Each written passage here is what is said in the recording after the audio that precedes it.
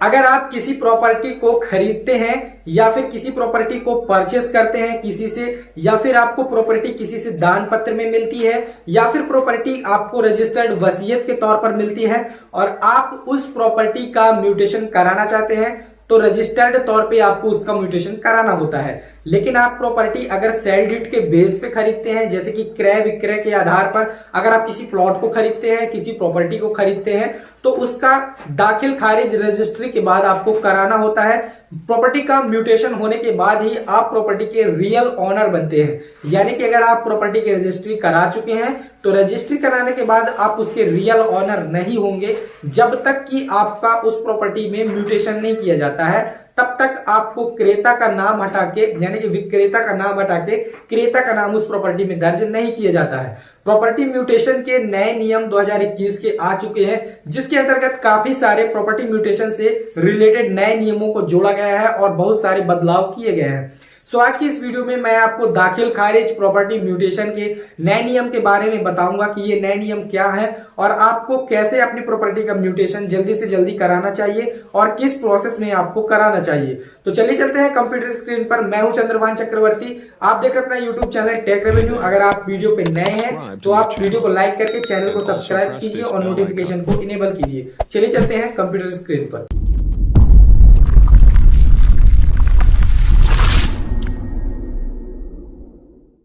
दाखिल खारिज के नए नियम क्या है, चलिए उनको समझते हैं। जैसे कि मैंने ये बोर्ड पर लिखा हुआ है दाखिल खारिज के नियम।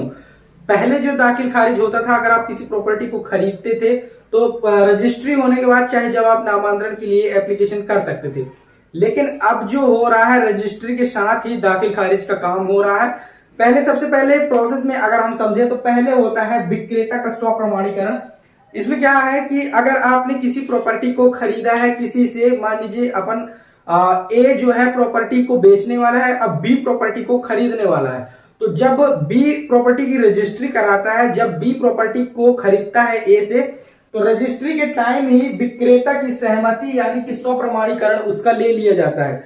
पहले क्या होता था कि जब आप नामांतरण का आवेदन करते थे तो उस टाइम पर विक्रेता को बुलाया जाता था कि आपने ये प्रॉपर्टी बेची है या नहीं बेची है, लेकिन अब जब रजिस्ट्री होती है तभी विक्रेता का स्व प्रमाणीकरण ले लिया जाता है एक कागज में कि हाँ मैंने अपनी इस प्रॉपर्टी को इतने रुपए में इस आदमी को बेच दिया है।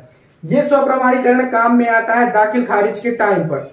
ऐसा करने से ये होता है कि विक्रेता को बार बार कोर्ट में जाना नहीं पड़ता है और साथ ही साथ जो तहसीलदार है उसे भी नोटिस नहीं जारी करनी पड़ती है विक्रेता को बुलाने के लिए दाखिल खारिज में। दूसरा होता है 15 दिन के अंदर नामांतरण।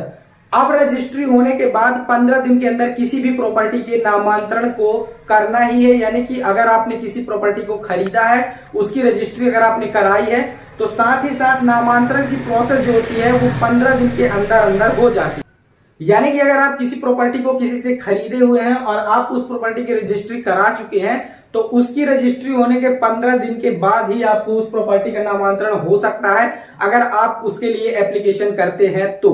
और साथ में ही जो स्व प्रमाणीकरण है वो तो लगा ही रहता है, तो 15 दिन के अंदर नामांतरण प्रॉपर्टी का हो जाता है। अगर आप चाहें तो एप्लीकेशन तुरंत कर सकते हैं रजिस्ट्री होने के बाद और 15 दिन के अंदर आपकी प्रॉपर्टी का नामांतरण या दाखिल खारिज हो जाएगा। तीसरा, 6 महीने के भीतर वैध। अगर आप किसी प्रॉपर्टी को खरीदते हैं और आप उसका नामांतरण 6 महीने के अंदर नहीं कराते हैं, तो वो आपका जो बैनामा है उसके लिए जब आप नामांतरण करेंगे तो आपको जुर्माना देना होगा। और अगर 6 महीने के अंदर आपने नामांतरण नहीं कराया तो नामांतरण करने के लिए तहसीलदार मना भी कर सकता है, फिर आपको कोर्ट में जाना होगा और कोर्ट में डिक्री के आधार पर फिर आपको नामांतरण करवाना पड़ेगा। यानी कि अगर आप उस प्रॉपर्टी को 6 महीने के अंदर जिससे आपने परचेस किया उस प्रॉपर्टी को 6 महीने के अंदर नामांतरण नहीं कराते हैं तो आपको जुर्माना देना पड़ सकता है। आगे मैं आपको बताऊंगा 2 ऐसे केसेस जिन्होंने नामांतरण नहीं कराया प्रॉपर्टी का 6 महीने के भीतर, इसके बाद उन्होंने एप्लीकेशन दिया तो उन्हें जुर्माना देना पड़ा है।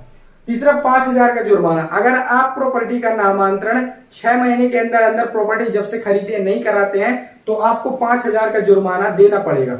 जैसे कि पहले एग्जाम्पल में है मोहनलाल मानवी, बैरागढ़ के निवासी। इन्होंने 2017 में जमीन खरीदी थी, लेकिन उन्होंने प्रॉपर्टी का म्यूटेशन नहीं कराया था। जब इन्होंने तहसीलदार के पास म्यूटेशन का एप्लीकेशन दिया तो म्यूटेशन तो हो गया, लेकिन विलंब शुल्क के साथ यानी कि जुर्माना उन्हें 5,000 रुपए का देना पड़ा। तो ये विलंब शुल्क जुर्माना 5,000 के साथ उनका नामांतरण हुआ। दूसरा है अजय अहिरवार, करौंद कला के निवासी, इन्होंने भी जमीन खरीदी थी और इन्होंने भी प्रॉपर्टी का नामांतरण टाइम पे नहीं कराया, 6 महीने के भीतर नहीं कराया, तो इनको भी 5,000 रुपए का जुर्माना देना पड़ा। अगर आप किसी प्रॉपर्टी को परचेस करते हैं, किसी प्रॉपर्टी को खरीदते हैं, तो सबसे अच्छा उपाय है कि आप उस प्रॉपर्टी की रजिस्ट्री कराएं। रजिस्ट्री कराने के बाद स्वप्रमाणीकरण मिलता है। स्वप्रमाणीकरण के साथ आप उस प्रॉपर्टी के म्यूटेशन के लिए, उस प्रॉपर्टी के नामांतरण के लिए एप्लीकेशन कर सकते हैं। प्रॉपर्टी नामांतरण के लिए एप्लीकेशन कैसे करें, ऑनलाइन ऑफलाइन दोनों तरीके से मैंने बताया है। वीडियो में मैं लिंक दे दूंगा डिस्क्रिप्शन में, आप उन्हें देख सकते हैं। तो आप नामांतरण के लिए सिर्फ आपको बैनामा की कॉपी, स्वप्रमाणीकरण और आपको एक एप्लीकेशन देना होता है। ये एप्लीकेशन आप तहसील ऑफिस में दे सकते हैं। इसके बाद आपकी प्रॉपर्टी का नामांतरण 15 दिन के अंदर हो जाता है और जो विक्रेता है उसका नाम हटा के क्रेता का नाम वहां पर रिकॉर्ड में दर्ज कर दिया जाता है। तो ये सारे के सारे जो अभी नए चेंजेस हैं, ये सारे के चेंजेस हुए दाखिल खारिज में। आप अगर किसी प्रॉपर्टी को खरीदते हैं तो कोशिश करें कि 15 दिन के अंदर आप उस प्रॉपर्टी का नामांतरण करा लें।